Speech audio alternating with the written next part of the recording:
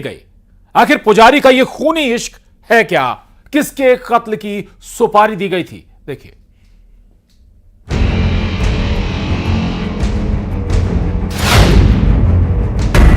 अजब इश्क की खूनी कहानी। 17 साल बड़ी महबूबा, वो उसके इश्क में हुआ दीवाना। महबूबा को हासिल करने का प्लान, प्रेमी ने किए सुपारी किलर हायर।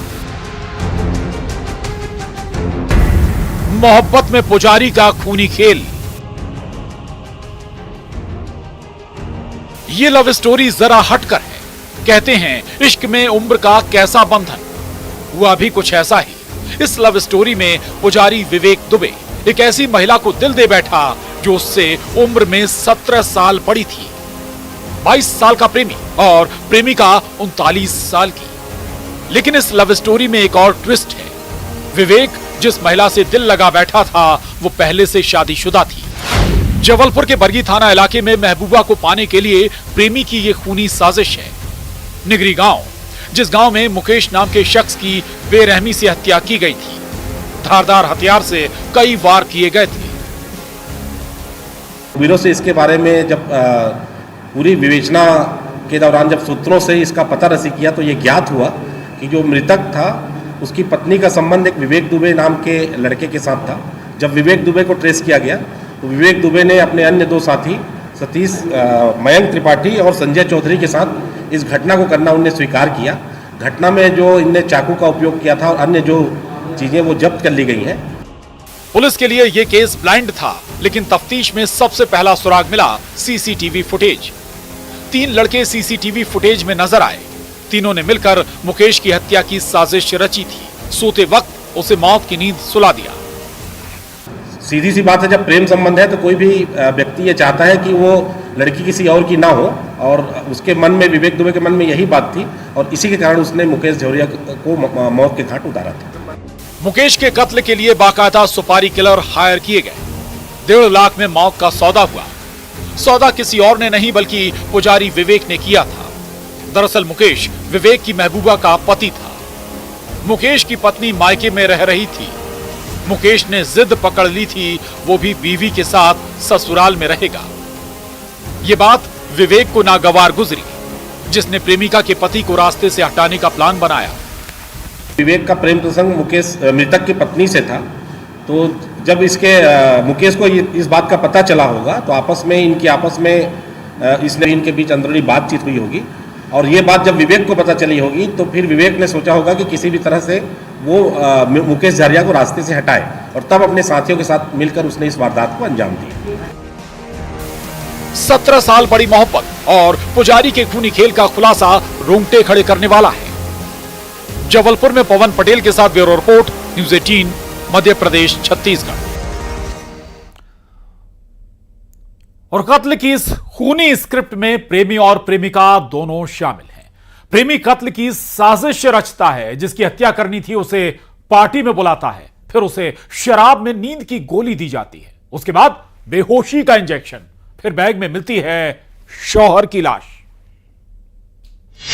ट्रॉली बैग में सुहाग, शराब में नींद की गोली मिलाई, फिर लगाया इंजेक्शन, गला दबाकर मार डाला।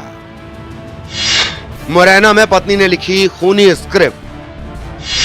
एक कत्ल कितने कातिल। नाजायज इश्क, प्रेमी बोले वो सिर्फ मेरी है।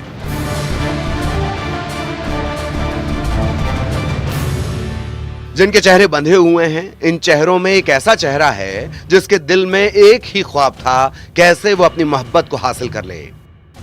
प्रेमिका को हासिल करने का रास्ता किसी के कत्ल से होकर गुजरता था। कत्ल की इस कहानी का खुलासा करने से पहले उस प्लॉट को देखिए जहां ट्रॉली बैग में एक लाश मिली थी।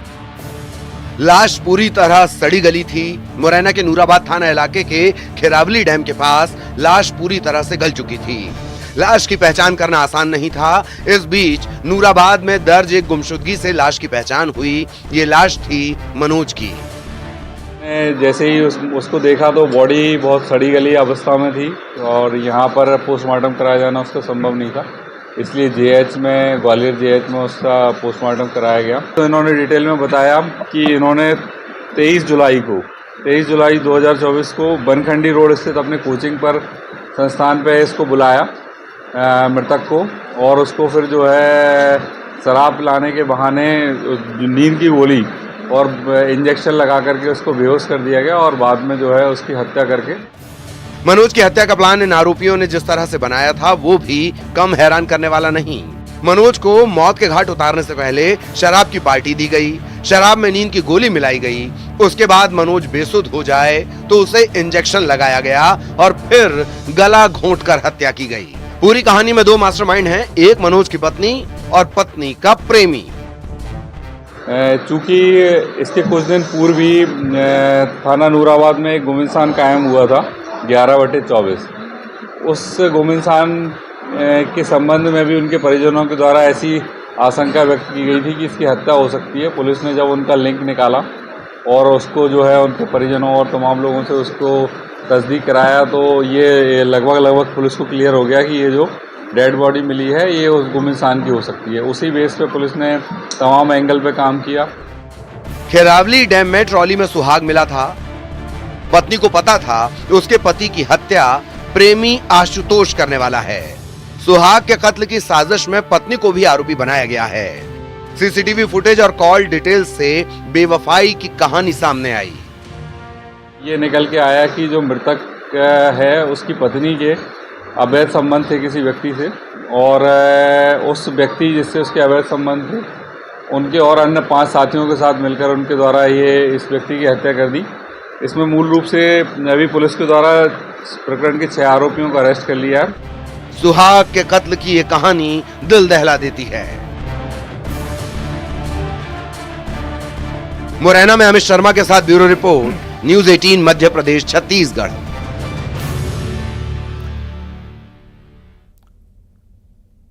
लुटेरी दुल्हन के कई किस्से आपने देखे और सुने होंगे, लेकिन इस 4 दिन की दुल्हन की कहानी सबसे अलग है। जब फरियादी को पता चला कि उसकी दुल्हन ने धोखे में धोखा दिया है तो देखिए ये चौंकाने वाला खुलासा। शाजिया बनी सपना।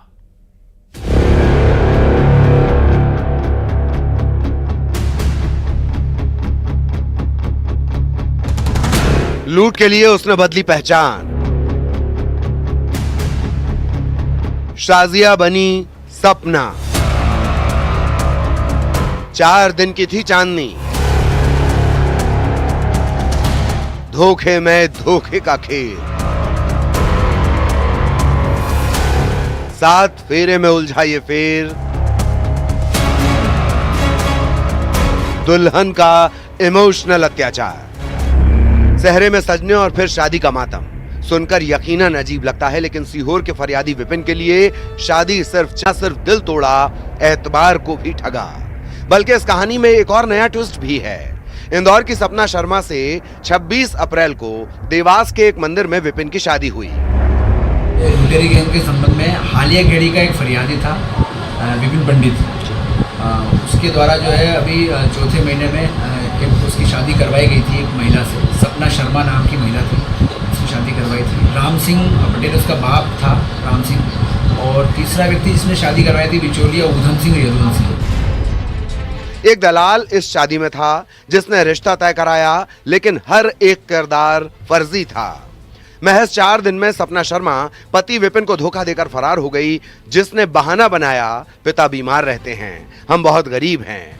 ऐसा करके रुपए ऐंठती गई। दुल्हन सपना फरार हो गई। इधर बीवी की तलाश में विपिन दर दर की ठोकरें खा रहा था। लेकिन अभी एक और चौंकाने वाला खुलासा होना बाकी था। वो खुलासा था जिसे सुनकर विपिन के होश उड़ गए। सपना दरअसल सपना नहीं थी, बल्कि उसकी पहचान थी शाजिया। तो शादी करवाने के 4 दिन तक महिला, वो जो उसकी पत्नी थी, वो उसके साथ रही। उसके बाद वो घर से गायब हो गई। इस संबंध में हमने शिकायत की थी कि सर हमारी जो है शादी हो गई, शादी के बाद ये पत्नी जो है चली गई है, फ़ोन भी नहीं उठाती है और ना बाप फ़ोन उठाता है, पैसे भी अलग मांग रहे हैं। उस संबंध में पुलिस ने जो है प्रथम दृष्टया आवेदन पत्र की जांच की गई। आवेदन पत्र की जांच पर से पुलिस ने पाया कि इनके द्वारा जो है इनके साथ धोखाधड़ी पूर्वक शादी की है और इसके खुलासे के संबंध में फिर हम लोगों ने जो है जांच के पश्चात अपराध पंजीबद्ध किए 419, 420, 34 IPC के अंतर्गत। लुटेरी दुल्हन शाजिया ने नाम बदलकर सपना नाम रखा, जो पहले से शादीशुदा थी। सपना बनकर शाजिया विपिन के जज्बात से खेलती रही। दरअसल ऐसी गैंग का एक ही मजहब है और वो है मनी मनी। इसमें जो सपना शर्मा थी वो साजिया नाम है उसका, साजिया हाशमी, वो सपना शर्मा बनकर उसने उससे शादी की थी। साथ ही राम सिंह जो है, राम सिंह पवार, वो इसका वो बना था, पिता बना था, जबकि वो अलग कास्ट का है, ये अलग कास्ट की है। उसके पश्चात जो उधम सिंह है उसने इन लोगों को जो है बिचौलिए का काम किया, इन लोगों को इससे मिलवाया। क्योंकि जो विपिन पंडित फरियादी उसकी शादी नहीं हो पा रही थी, इसलिए उसने जो है इसके माध्यम से, उधम के माध्यम से शादी करने का निर्णय लिया। अब इस गिरोह की कुंडली खंगाली जा रही है। शाजिया ने और कितनी पहचान बदलकर लोगों को ठगा और गिरोह के अब तक कितने शिकार हैं। सीहोर से प्रदीप चौहान के साथ bureau report, news 18 Madhya Pradesh Chhattisgarh. 12वीं की होनहार छात्रा जिसका बर्थडे था, कोचिंग गई। कोचिंग में उसने सबको टॉफी बांटी।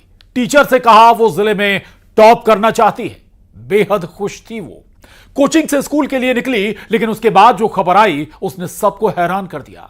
छात्रा ने ब्रिज से कूदकर सुसाइड कर लिया था। आखिर बर्थडे और सुसाइड की मिस्ट्री क्या है, देखिए।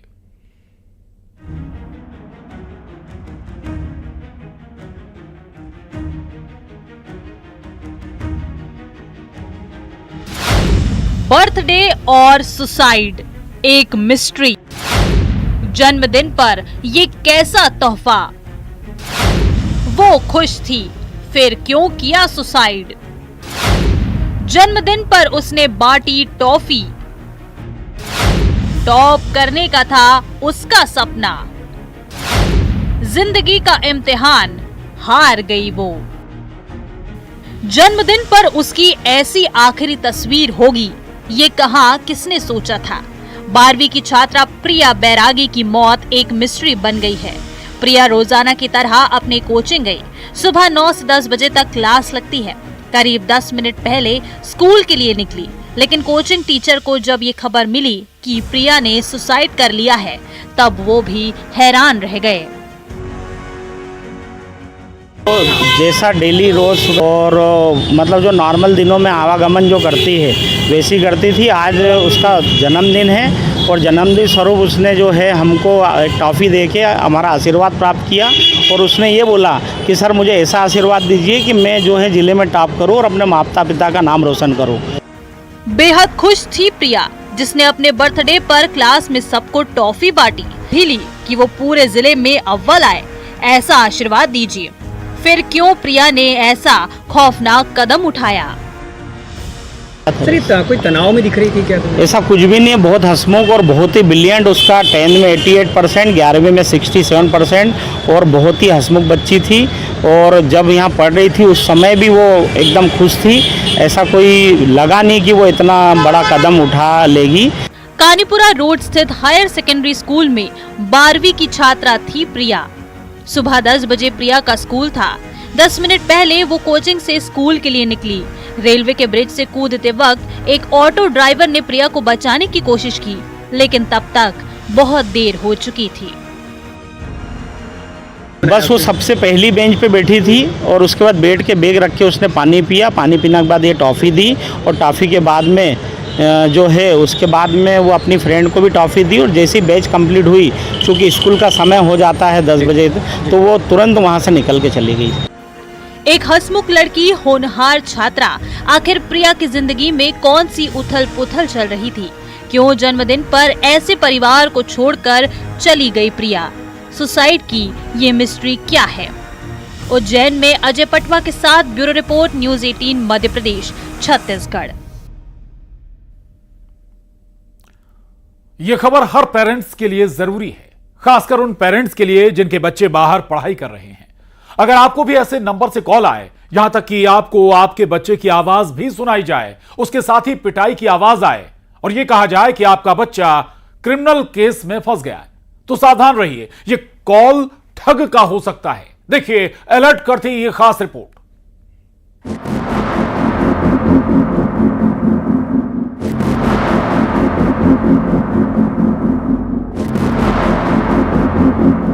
हाईटेक जमाने में हाईटेक अपराधी का अगला निशाना आप भी हो सकते हैं। अगर आपका बच्चा बाहर पढ़ने गया है तो ये अलर्ट करती खबर जरूर देखें। साइबर फ्रॉड की साजिश को ऐसे समझें, ऐसी गैंग अक्सर पेरेंट्स को टारगेट करती है। सबसे पहले व्हाट्सएप कॉल आता है +92 नंबर से।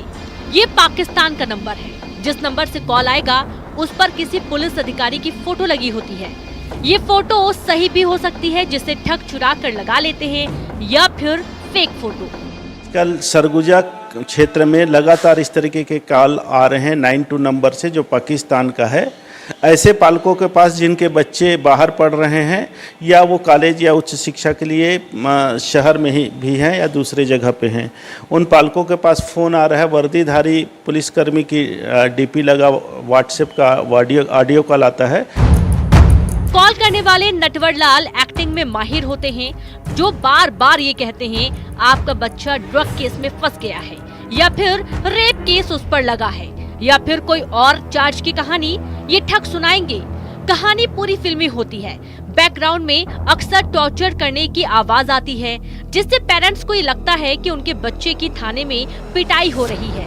ये सुनकर अक्सर शिकार होश खो बैठता है और ठगों की बातों में आ जाता है, जिसमें पीछे से बच्चे को टॉर्चर करने का भी आवाज़ आती रहती है। और साथ ही साथ पुलिसकर्मी इस बात का एहसास कराता है पालकों को वाकई उनका बच्चा थाने में है और टॉर्चर हो रहा है, और वो पालकों से कहते हैं कि अगर उनको अपने बच्चे को बचाना है तो तत्काल वो कोई राशि का नाम लेते हैं, आपकी लिंक भेज रहा हूँ या नंबर भेज रहा हूँ, इस पर राशि डालें तो आपका बच्चे को छोड़ दिया जाएगा या आपका बच्चा टॉर्चर से मुक्त हो जाएगा। AI टेक्निक का भी सहारा लेकर डर दिखाकर ये गिरोह चूना लगा सकता है। जैसे कि आपके किसी अपने की आवाज को हूबहू कॉपी करके भी आपसे बात करा सकते हैं, जिससे ये यकीन हो जाए कि बच्चा फंस गया है। तो ऐसी गैंग के किसी भी झांसे में ना आए जो डर दिखाकर लिंक देकर रुपए ऐंठने की फिराक में रहती है। ऐसे पालकों को सावधान रहने की ज़रूरत है। सरगुजा में पिछले 2-3 महीने से कॉल लगातार बढ़ रहे हैं। यहाँ के बहुत सारे बच्चे बाहर पढ़ते हैं। पालक उन्हें अच्छी शिक्षा के लिए प्रदेश और देश के विभिन्न हिस्सों में भेजे हुए हैं। तो ये बहुत सॉफ्ट टारगेट है सरगुजा, जहाँ पे पालकों को निशाना बनाया जा रहा है। कि अगर इस तरह के फ्रॉड कॉल आते हैं जो कि अननोन नंबर से आते हैं, तो पहले तो इनको उठाए मत और इनको जो है रिस्पॉन्स ना करें, ना ही इनके प्रलोभन में आए। ये पूरी तरीके से साइबर फ्रॉड होते हैं, जो आपके जो कीमती कमाई है उनको ले लिया जाता है और उसके बाद में अननोन अकाउंट्स में ये डाले जाते हैं, जो कि गंभीर जो है वो अपराध की श्रेणी में आता है। और इस तरह की अगर ठगी हो जाती है तो निकटतम जो है वो पुलिस थाने चौकी में जा करके FIR करवा करके इसमें अग्रिम कार्रवाई करवाएं। यानी ऐसे कॉल से डरना मना है। अंबिकापुर में श्रवण कुमार महंत के साथ bureau report, news 18 Madhya Pradesh Chhattisgarh. और बड़ी खबर कोरबा से है, जहां दंतैल हाथी का आतंक जारी है। 2 महिलाओं को हाथी ने कुचल दिया है। खैर भवना गांव की घटना है। 12 घंटे में 3 महिलाओं की मौत हो चुकी है। हाथी ने 5 मवेशियों की भी जान ली है। हाथी को जंगल की तरफ खदेड़ने की कोशिश की जा रही है। ये बड़ी खबर है खैर भवना गांव से, जहां पर 12 घंटे में 3 महिलाओं की मौत हो चुकी है। हाथी ने 2 महिलाओं को कुचल दिया है। दंतैल हाथी का आतंक लगातार जारी है और 12 घंटे में अगर कुल बात करें तो कुल 3 महिलाओं की मौत हो चुकी है। अब्दुल असलम हमारे साथ जुड़ गए हैं कोरबा से और जानकारी के साथ। अब्दुल, दंतैल हाथी को यहां से हटाने के लिए क्या कोशिशें हो रही हैं? वन विभाग ने कोई कदम उठाया क्या अभी? जी, आपको बता दूं कि सुबह एक महिला की हाथी ने के हमले से मौत हुई थी और उसके बाद से वन विभाग अमला जो है मौके पर मौजूद था और हाथी का ट्रैकिंग कर उसको जंगल की तरफ खदेड़ने का प्रयास जरूर किया गया। लेकिन ग्रामीणों का आरोप है कि जब हाथी के मूवमेंट की जानकारी थी तो ग्रामीणों को पहले मुनादी क्यों नहीं कराई गई, इसको लेकर भी आक्रोश था। और एक महिला की मौत के बाद अब शाम होते होते 2 और महिलाओं को हाथी ने अपना शिकार बना लिया और इस तरीके से 3 लोगों की मौत के बाद जो हाथी का मूवमेंट जो है वो अभी भी जो आसपास के जंगल की तरफ बताया जा रहा है और वन विभाग की टीम जो है वो निगरानी कर रही है। जी, शुक्रिया अब्दुल आपका इस जानकारी के लिए।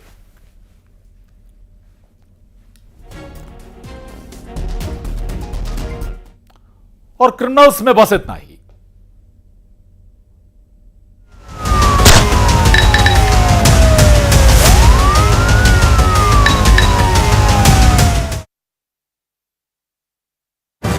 चोरों पर शिकंजा, 5 चोरों को पुलिस ने किया गिरफ्तार, कैश के साथ ही 10 लाख का सामान बरामद। अंबिकापुर में नशीली दवा के साथ ही महिला गिरफ्तार, 5 लाख की नशीली दवा की गई जब्त।